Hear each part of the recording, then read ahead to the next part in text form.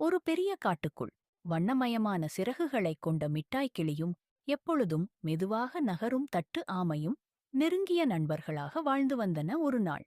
மிட்டாய் இதுவரை பார்க்காத அளவு பெரிய சிவப்பான பளபளப்பான ஒரு அமுதுப் பழத்தை மரத்தின் கிளையில் கண்டது. ஆஹா, இதுதான் உலகிலேயே இனிப்பான பழமாக இருக்கும்.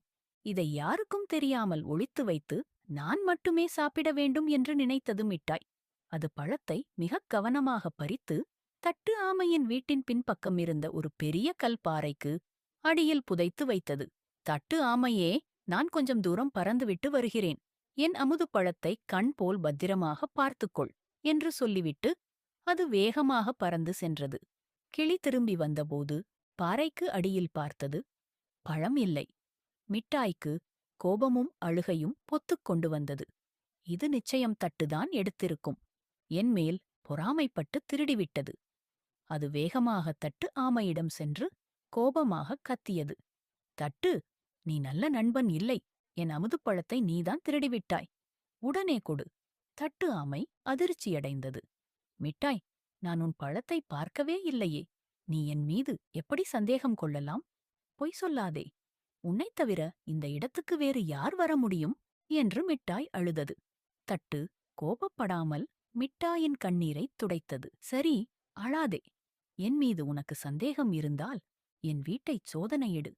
நாம் இருவரும் சேர்ந்து தேடலாம். உண்மையான நண்பர்கள் ஒருபோதும் திருடமாட்டார்கள். மிட்டாய் நண்பனின் பொறுமையையும் நேர்மையையும் பார்த்ததும் சிறிது அமைதியடைந்தது. இருவரும் சேர்ந்து தேட ஆரம்பித்தனர். பாறையின் பின்னால் தேடும்போது தட்டு ஆமை ஒரு சிறிய எறும்புப் பட்டாளத்தைக் கண்டது. அந்த பட்டாளத்தின் நடுவில் மிட்டாய் புதைத்து வைத்திருந்த அமுதுப்பழம் உருண்டு ஓடி எறும்புப் புதரின் மீது சாய்ந்து கிடந்தது. எறும்புகள் பழத்தைச் சுற்றிலும் தங்கள் வேலையைச் செய்யத் தொடங்கியிருந்தன. அந்த பழம் பாறைக்கு அடியிலிருந்து உருண்டு எறும்புப் புதருக்குள் விழுந்திருந்தது.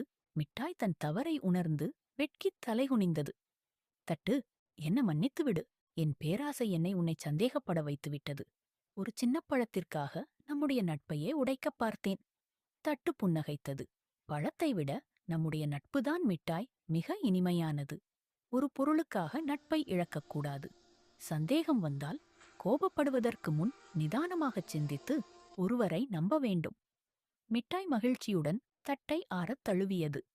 பின்னர் இருவரும் அந்த பழத்தை எறும்புகளுடன் பகிர்ந்து கொண்டு, நண்பர்கள் எப்போதும் ஒருவரை ஒருவர் நம்ப வேண்டும் என்ற நீதியுடன் மகிழ்ச்சியாக வாழ்ந்தனர்.